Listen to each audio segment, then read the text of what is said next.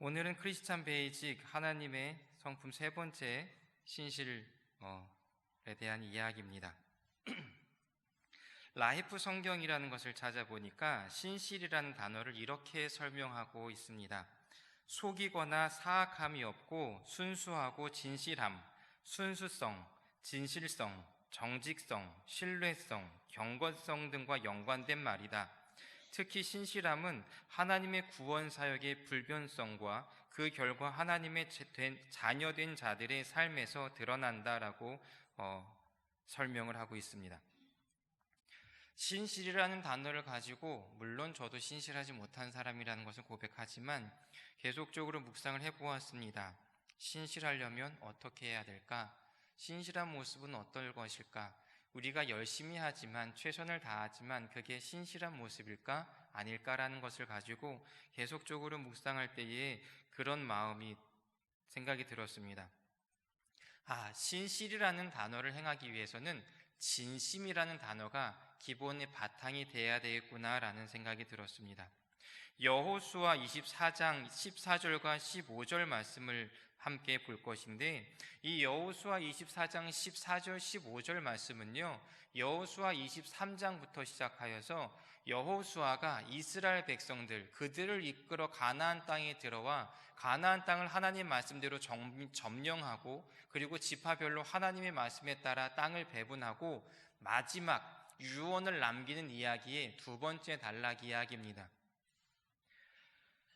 더 정확하게 말하면 이제 하나님이 여호수아를 통하여서 선포하시는 마지막 말씀의 한 부분입니다. 함께 좀 읽도록 하겠습니다. 그러므로 이제는 여호와를 경외하며 온전함과 진실함으로 그를 섬기라. 너희의 조상들이 강 저쪽과 애굽에서 섬기던 신들을 치워버리고 여호와만 섬기라. 만일 여호와를 섬기는 것이 너희에게 좋지 않게 보이거든 너희 조상들이 강 저쪽에서 섬기던 신들이든지 또는 너희가 거주하는 땅에 있는 아모리 족속의 신들이든지 너희가 섬길 자를 오늘 택하라. 오직 나와 내 집은 여호와를 섬기겠노라 하니 아멘. 여호수아는요, 하나님 앞에 온전함으로 진실함으로 섬기는 것에 대하여 구체적으로 설명해 줍니다. 너희들 앞에 여호와의 신과 이방 신들이 있다. 이 중에 너희들 둘 다 가지고 장난치지 말고 하나님, 한편에 똑바로 서라라고 이야기하는 것입니다. 그러면서 이야기하지요. 나와 내 집은 하나님의 편에 설 것이다. 여기다 한 발 집어넣고 저기다 한 발 집어넣고 이럴 때는 여호와 붙들고 저 때는 아모리 족속의 그 신들을 붙잡고 그렇게 그 앞에서 제사하는 것은 죄라고 말씀하는 것입니다.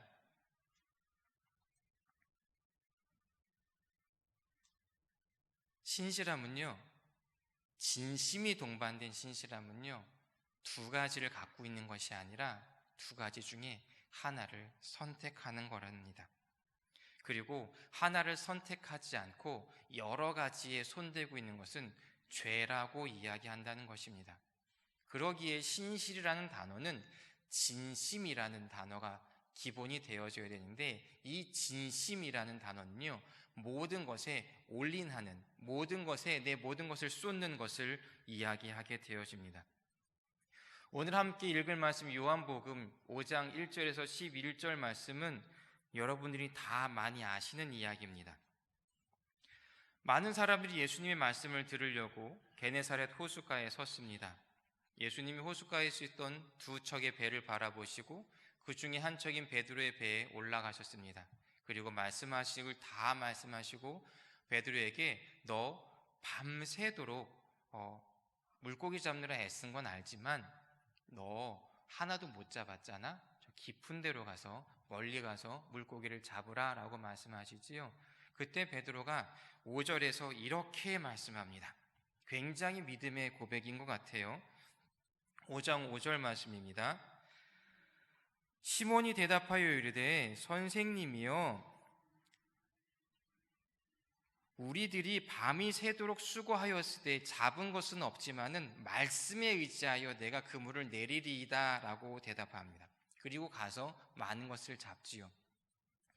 베드로의 고백이에요. 말씀에 의지하겠습니다. 굉장히 믿음 있는 것 같죠? 굉장히 신실한 것 같죠? 그런데요, 뒤 이어진 상황은 전혀 우리가 예상했던 것과 다른 상황이 벌어집니다.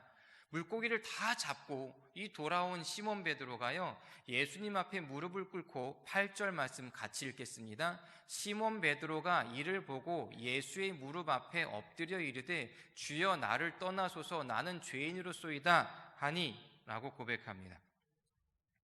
말씀에 의지하여서 했는데요, 다른 사람들을 다 못하고 상식도 뛰어넘고 자신들이 경험도 다 뛰어넘은 일을 말씀에 의지하여서 가가지고 행했고, 그리고 수많은 물고기, 두 척의 배가 거의 가라앉을 만큼 많은 물고기를 갖고 왔는데 와서 예수님 앞에 고백하는 베드로의 고백은요, 저 죄인이에요. 제가 예수님 앞에 못 서 있겠어요. 제발 저를 좀 떠나주세요. 제가 주님 앞에 서 있으려니까 너무나 부끄러워요. 제 죄가 너무나 드러나요. 제 거짓된 모습들이 드러나요. 저의 믿음 없음이 드러나요 라고 무릎 꿇고 회개하고 있습니다. 왜일까요? 먼저 성경의 이야기를 좀 전해드리겠습니다. 타부가라는 지역의 지도를 좀 먼저 보면서 설명을 드릴게요. 갈릴리 호수입니다. 갈릴리 호수 지금 보시면 왼쪽 상단에 빨간색 표시가 되어 있는 부분이 있을 거예요. 이 갈릴리 호수 아니면 갈릴리 바다의 전체 그림이 있는 위치고요. 하나 더 넘겨주시면 조금 더 확대해 보았습니다. 위에 보면 가버나움이에요. 그리고 밑에가 타부가예요. 그리고 왼쪽 밑으로 있는 곳이 게네사렛이라는 동네입니다. 지금 예수님은요, 지금 9시 방향에 있는 게네사렛에 계셨었어요. 그리고 베드로의 고향은 가버나움이에요. 가버나움에서 배를 타고요, 이 타부가라는 곳을 거쳐서 게네사렛까지 와가지고 배를 정리하고 있는 상황이었습니다. 이 타부가라는 곳은요, 가버나움의 우물이라는 곳으로 히브리어로는요, 에인쉐바 7개의 샘을 가진 동네로서 따뜻한 물이 샘솟는 곳이어가지고요, 이 따뜻한 물이 있다 보니까 플랑크톤이 그곳에 많이 모여 있었고, 플랑크톤이 많이 있다 보니까 물고기들이 많이 모여 있던 곳이었어요. 그곳에서 물고기를 잡기엔 최적의 장소였다는 것입니다. 가버나움에서 이 타부가에서 밤새도록 일을 했는데도 하나도 못 얻고 그 허절한 마음으로 이 게네사렛, 예수님이 계신 곳까지 와서 예수님을 허탈한 모습으로 만나셨던 것입니다. 예수님이 다시 말씀하세요. 깊은 곳으로 가라. 너 타부가에서 고생했었지. 조금 더 높은 곳으로, 조금 더 다른 곳으로 가서 잡으라고 했을 때에 큰 배가, 두 척의 배가 가라앉을 만큼요 물고기를 많이 잡았는데, 성경의 원어를 보면 이 상황에 대해서 이렇게 설명하세요. 예수님이 베드로에게 너는 가서 그물들이라는 그물의 복수형을 사용해서 너는 그물들을 가서 던져라라고 말씀하셨어요. 그런데 베드로는요, 원어 성경을 보면 가서 그물을 던졌어요. 예수님이요, 두 척의 배를 바라보셨거든요. 처음부터 두 척의 배에서 그물들을 같이 가서 던지라고 말씀하셨는데, 베드로는 이렇게 고백해요. 저 말씀에 의지해서 가서 그물 던질게요 라고 그랬는데 속의 마음은요, 진심이 없었어요. 정직하지 못했어요. 하나님 앞에 모든 것을 내어드리지 못했었어요.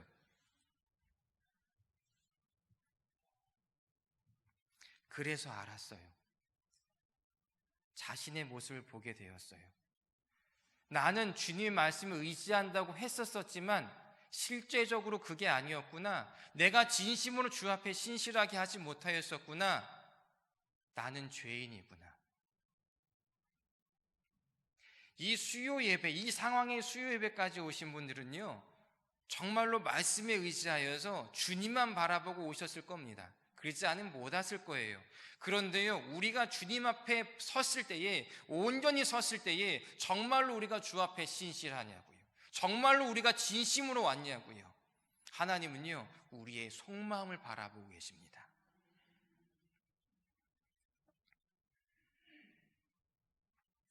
고린도전서 5장 7절에서 8절 말씀에서는 이렇게 말씀합니다. 같이 읽겠습니다. 너희는 누룩 없는 자인데 새 덩어리가 되기 위하여 묵은 누룩을 내버리라. 우리의 유월절 양 곧 그리스도께서 희생되셨느니라. 그러므로 우리가 명절을 지키되 묵은 누룩으로도 말고 악하고 악의에 찬 누룩으로도 말고 누룩이 없이 오직 순전함과 진실함의 떡으로 하자라고 말씀하고 있습니다. 말씀에 의지하여 하였지만 우리 안에 누룩이 있지는 않습니까? 겉으로는 진심으로 하는 것 같지만, 최선을 다하는 것 같지만 사실 우리 안에는 진심이 없는 것으로 최선을 다하고 있지는 않습니까? 우리의 신앙생활 안에 누룩은 어떤 것이 있겠습니까? 지도를 한번 더 보여주시겠어요? 다음 지도를요. 가버나움과 오병이어 교회와 막달라라고 있지요. 막달라 조금 위에가 이제 게네사렛 그 지역인데요. 오병이어라는 교회가 찍혀 있는 그 점, 혹시 저기가 아까 지도의 어느 쪽인지 아세요? 타부가라는 지역입니다. 물고기가 가장 많았던 지역. 그 지역은 오병이어의 기적도 예수님께서 행하셨던 기적을 행하셨던 곳인데요. 오병이어 사건은 우리도 다 기억하고 있습니다. 진심으로 최선을 다하여 찾았지만 그것에 끝나지 않고 진심으로 자기 있는 모든 것을 드린 어린 아이의 도시락에서 나온 오병이어로 5,000명을 먹이신 기적이 나타난 것이 오병이어의 기적입니다.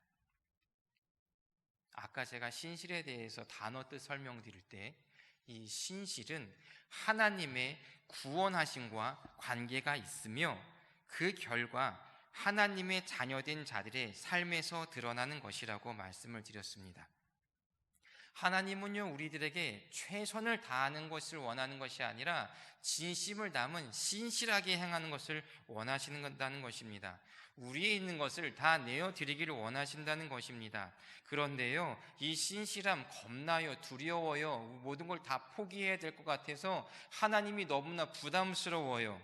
그런데요, 이 신실함을 우리들에게 요구하신 하나님은 우리를 종삼으려고, 우리를 짓누르려고, 우리의 모든 것을 다 빼앗아서 우리를 아무것도 없게 하려고 하시는 분이 아니시라는 겁니다. 하나님은요, 우리의 신실함을 통해서 우리의 모든 진심을 담아 내어드리는 것을 통하여서 우리를 구원하시기 위하여서 그것을 요구하고 계신다는 것입니다. 신실은 우리들에게 부담이지만 하나님은 우리를 구원하고 싶으셔서 요구하신다는 사실입니다. 요즘 코로나 바이러스로 많은 교회가 예배가 멈추어지고 있고요, 기도회가 멈추어지고 있고 전도가 멈추어지고 있습니다. 한국교회에 위기가 왔다라고 순간 생각을 했었습니다. 그런데 말씀을 준비하면서 기도할 때에 위기는 언제나 위험한 기회이구나 라는 생각을 하게 되었습니다. 분명한 것은요, 이제 우리가 알 수 있는 중요한 것이 있습니다. 우리 안에 예수님의 생명이 있는지, 우리가 예수님의 생명이 있는 사람인지 아닌지를 돌아볼 수 있는 기회라는 것입니다.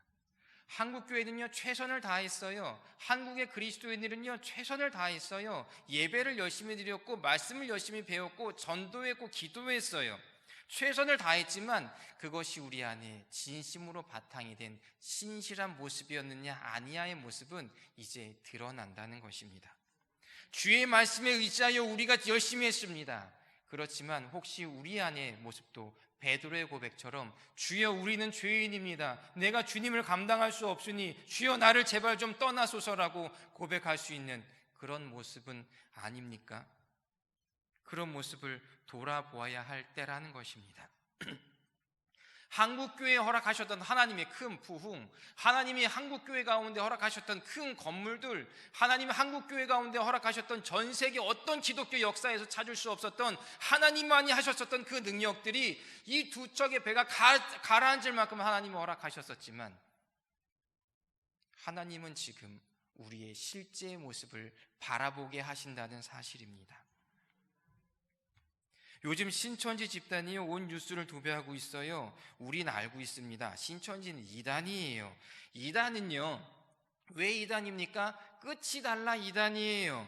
그런데 말씀을 묵상하면서 우리 안의 끝의 모습은 혹시 처음과 다른 모습은 없나라는 생각들을 묵상하게 되었습니다.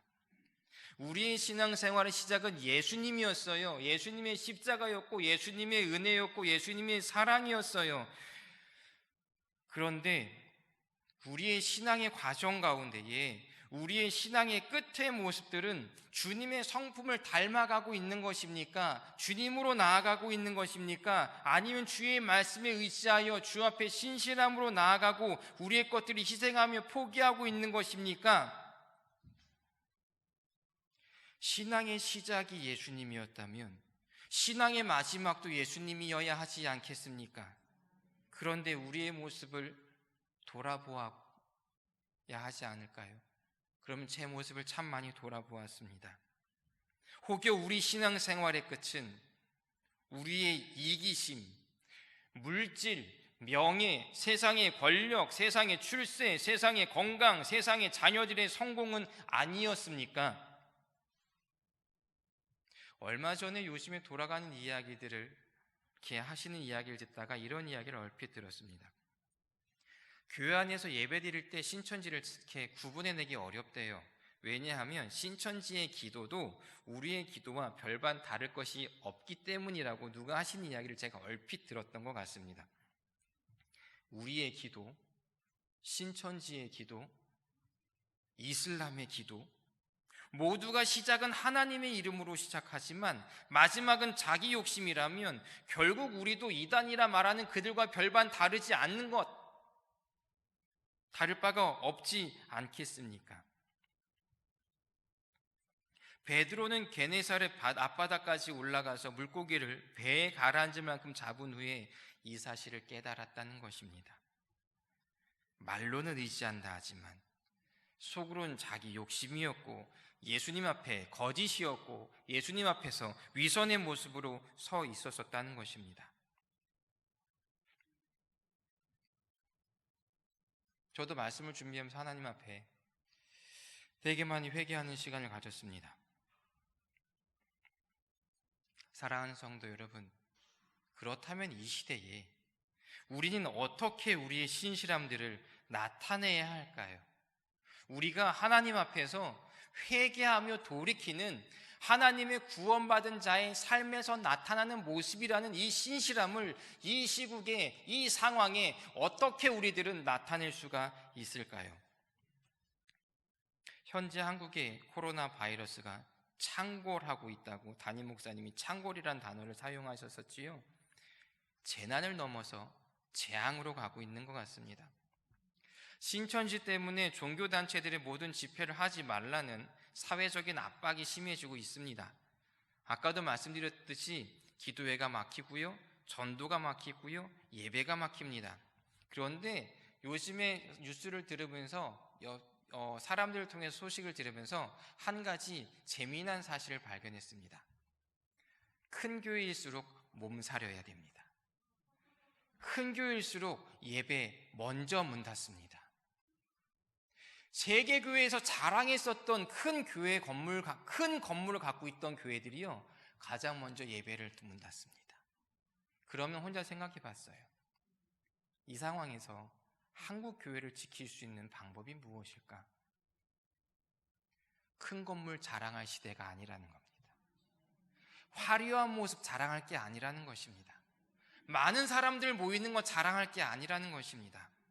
진정으로 주님 앞에서 신실한 사람들이 모여야 된다는 것입니다. 이 나라 대한민국은요, 하나님이 아니고서는 희망을 찾을 수 없는 나라예요. 그런데 교회가 하나님을 예배하지 못하게 되는 상황이 되었어요. 우리는 알고 있습니다. 하나님은 우리의 생명과 모든 것의 근원이세요. 예배는요, 우리들의 생명줄이에요. 기도는요, 우리의 산소 호흡줄이에요. 전도는요, 우리의 존재 이유예요. 이게 없어지면 우리는요, 아무것도 없는 것이고 우리들은요, 망하기 딱 좋은 세대를 살아가고 있는 그런 사람들이라는 것입니다. 사실 이게 고민이었어요. 저도 말씀 준비하면서. 근데 말씀 묵상하면서 준비할 때에 점점 혼자서 신나졌어요. 되게 재밌어졌어요. 흥분됐었어요. 왜냐하면 이 시점에서 우리가 이제 하나님이 증명하길 원하시는구나, 하나님 앞에서 우리의 모습을 정말로 다시 찾기 원하시는구나, 우리는 다 알고 있습니다. 교회는요, 에클레시아라고요. 교회는요, 건물이 아니라 구원받고 예수님을 하나님의 아들이시며 나의 구세주라고 믿는, 믿음을 고백하는 개인과 공동체라는 사실이요. 그런데 한국 교회는요, 지금까지 건물에 치중했어요. 많이 모인 사람들의 수에 치중했었어요. 그러면서 하나님 앞에서 신실함은 다 포기하며 살고 있지는 않았었습니까?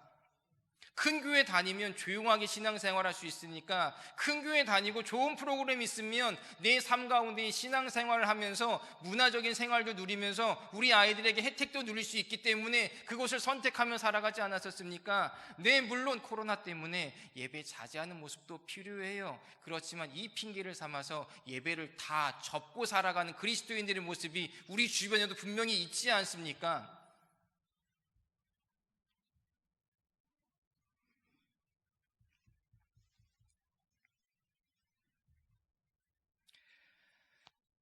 이제 하나님은요, 교회의 원래의 정의, 하나님께서 친히 택하시고 부르셔서 지난날의 죄와 허물로 죽었던 것과는 달리 구별된 삶, 생명의 삶, 구원의 삶을 살기로 작정한 사람들의 모임이 교회라는 것을 알게 하시는 것 같아요. 그 교회를 회복하라고 하시는 것 같아요. 건물의 교회가 아니라 믿음을 갖고 있는 사람들이 교회라고요. 그렇다면 이제 우리가 스스로 질문해야 할 때인 것 같습니다. 우리는 진정한 교회입니까? 우리는 진정한 그리스도인입니까?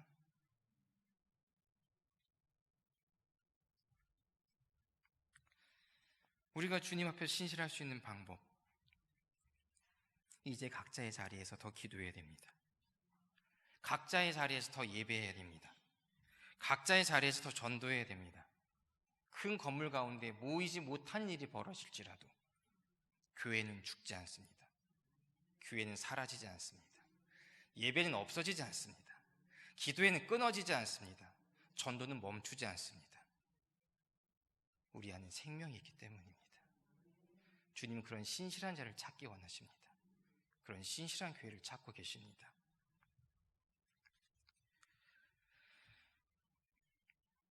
교회는 믿음을 가진 사람들의 공동체라고 그랬잖아요. 말씀을 준비하면서 그런 생각을 했습니다. 믿음의 공동체의 가장 작은 단위가 무엇일까? 왜냐하면 큰 교회 공동체, 여기 얘기하다가 큰 교회들 다 예배 문 닫고 온라인 예배를 드린다고 하니까, 모여서 예배 드릴 수 있는 가장 최소의 단위가 뭘까라고 생각을 했어요. 뭘까요? 가족이잖아요. 가족이 모여서 예배 드리는 교회에 곳에 성지교회가 세워지는 겁니다. 더 작은 단위가 어떤 단위일까요? 부부. 자녀가 없으면 부부가 모여서 예배 드리는 곳에 성지교회 예배가 일어난다는 것입니다. 그러면 성지교회는요, 더 많은 곳에서 일어날 수 있습니다. 성지교회뿐만이 아니라 하나님의 교회는요, 더 많은 곳에 세워질 수가 있습니다. 더 많은 장소에서 예배가 드려질 겁니다. 더 많은 장소에서 기도회가 열릴 것입니다. 그러면서 하나님 어떻게 구체적으로 할 수 있을까요? 라고 하나님 앞에서 질문을 해봤었어요. 그런데 제 마음 가운데 부딪히면서 지나간 이야기가 있었습니다. 예배가 끊어지지 않기 위해서 가정에서 더 예배를 드려야 되지요. 예배가 끊어지지 않기 위해서 더 많이 예배들을 방법을 찾아서 드려야 합니다. 어떻게 기도할 수가 있을까요? 이 시간에 우리는 어떻게 기도해야 할까요?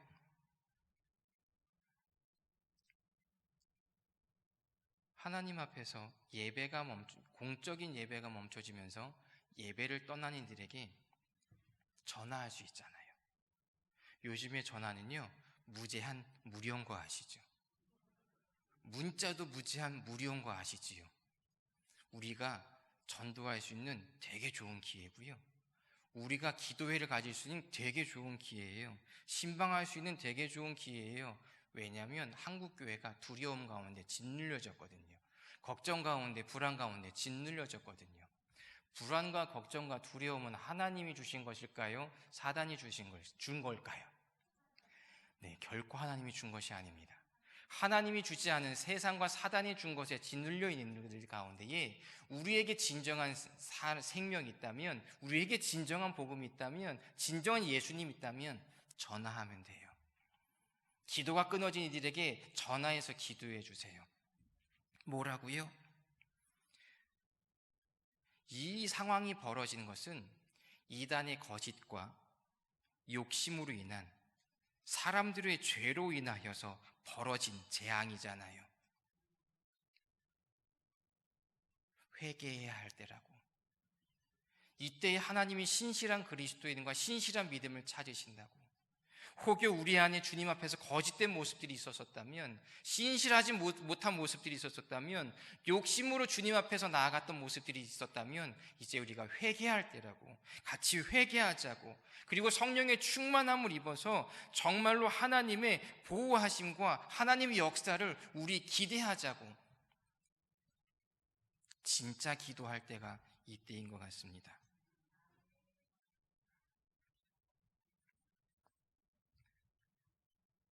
전도를 어떻게 할까 고민하다가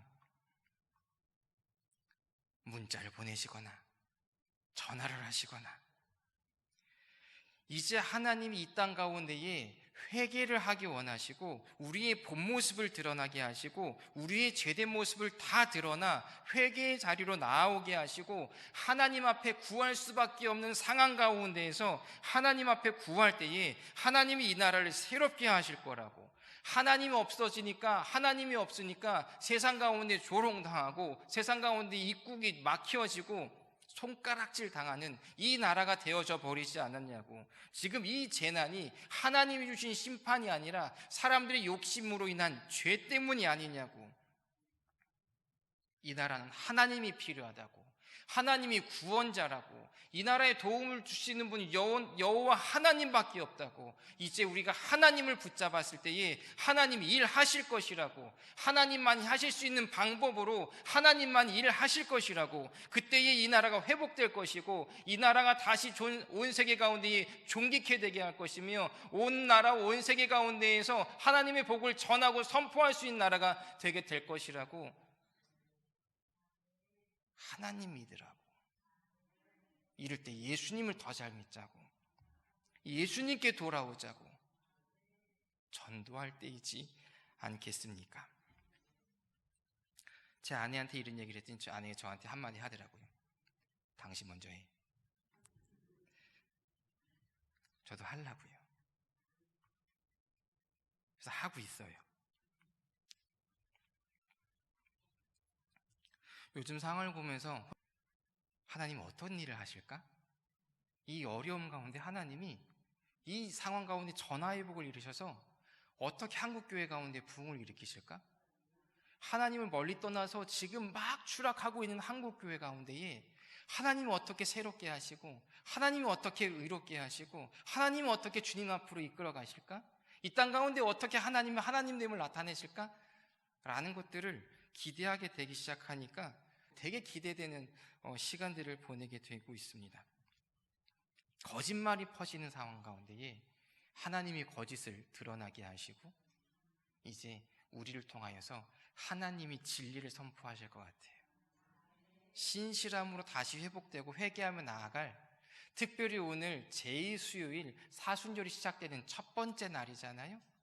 주 앞에 우리의 신실하지 못했던 모습들 회개하며 나아갈 우리들을 통하여서 하나님이 새롭게 시작하실 것 같아요.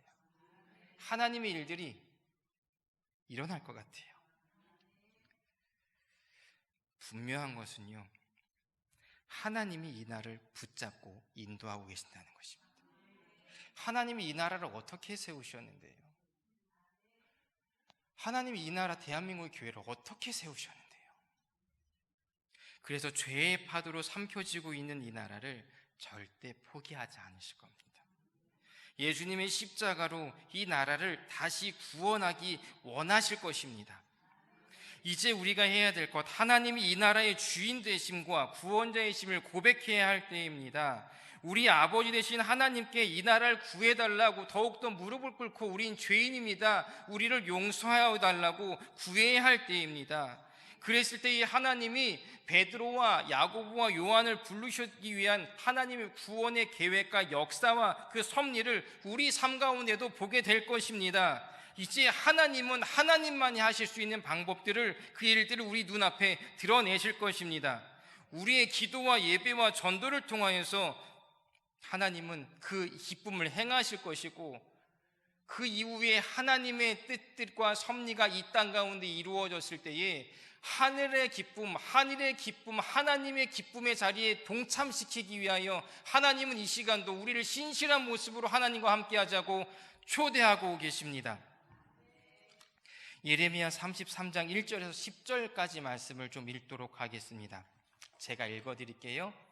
예레미야가 아직 시위대 뜰에 갇혀 있을 때에 여호와의 말씀이 그에게 두 번째로 임하니라. 이르시되 이를 행하시는 여호와, 그것을 만들어 성취하시는 여호와, 그의 이름을 여호와라 하는 이와 같이 이르시되 너는 내게 부르짖으라. 내가 내게 응답하겠고 내가 알지 못하는 크고 은밀한 일을 내게 보이리라. 이스라엘의 하나님 여호와께서 말씀하시니라. 무리가 이 성읍에 가옥과 유다 왕궁을 헐어서 갈대아인의 차무와 칼을 대항하여 싸우려 하였으나 내가 나의 노여움과 분함으로 그들을 죽이고 그들의 시체로 이 성을 채우게 하였나니 이는 그들의 모든 악행으로 말미암아 나의 얼굴을 가리어 이 성을 돌아보지 아니하였음이라. 그러나 보라, 내가 이 성읍을 치료하며 고쳐 낫게 하고 평안과 진실이 풍성함을 그들에게 나타낼 것이며 내가 유다의 포로와 이스라엘의 포로를 돌아오게 하여 그들을 처음과 같이 세울 것이며 내가 그들을 내게 범한 내 모든 죄악에서 정하게 하며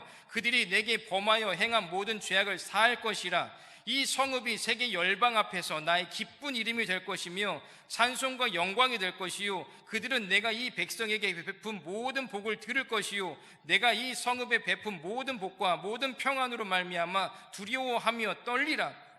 여호와께서 이같이 말씀하시니라. 너희가 가리켜 말하기를 황폐하여 사람도 없고 짐승도 없다 하던 여기 곧 황폐하여 사람도 없고 주민도 없고 짐승도 없던 유다 성읍들과 예루살렘 거리에서 즐거워하는 소리, 기뻐하는 소리, 신랑의 소리, 신부의 소리와 및 만군의 여호와께 감사하라. 여호와는 선하시니 그 인자하심이 영원하다 하는 소리와 여호와의 성전에 감사제를 드리는 자들의 소리가 다시 들리리니 이는 내가 이 땅의 포로를 돌려보내며 지난 날처럼 되게 할 것임이라. 여호와의 말씀이니라. 아멘. 말씀을 준비하면서 마지막에 약속의 말씀으로 붙들었었던 성경 구절입니다. 이것을 위하여 하나님은 신실함으로 주 앞에 나올 이들에게 말씀하십니다. 내게 부르짖으라. 내게 부르짖으라. 내게 부르짖으라. 내가 분명히 응답할 것이고 내가 알지 못한 크고 은밀한 일을 너에게 보이실 것입니다. 그들을 처음과 같이 세울 것이다. 내게 범하셨던 모든 행한 죄악을 내가 사할 것이다. 이 성읍에 베푼 모든 하나님의 복과 모든 평안으로 말미암아 전 세계가 두려워 떨 것이라고요. 하나님이 이렇게 사랑하시니까요. 하나님이 이 성읍을 치료하고 고쳐 낫게 하고 평안과 진실함이 풍성함을 그들에게 나타내실 것이라고요. 이게 이 시대에, 이 상황에 신실한 자들을 찾으셔서 그들을 통하여 하나님께서 이루시고자 하는 하나님의 섭리며 계획인 줄 압니다. 오늘 이 말씀에 비추어 저와 여러분들을 하나님의 일과 하나님의 섭리로 초대합니다. 우리가 주 앞에 신실하지 못했다면, 최선을 다하기만 했다면 이제 회개할 때입니다. 그리고 돌이킬 때입니다. 진심으로 주님을 다 내려놓고 따를 때입니다. 오늘부터 시작되어진 사순절 기간 가운데에 주 앞에 신실한 모습으로 회복되어지는 우리 개인들과 이 한국교회가 되어질 주님의 이름으로 간절히 소원합니다. 기도하겠습니다.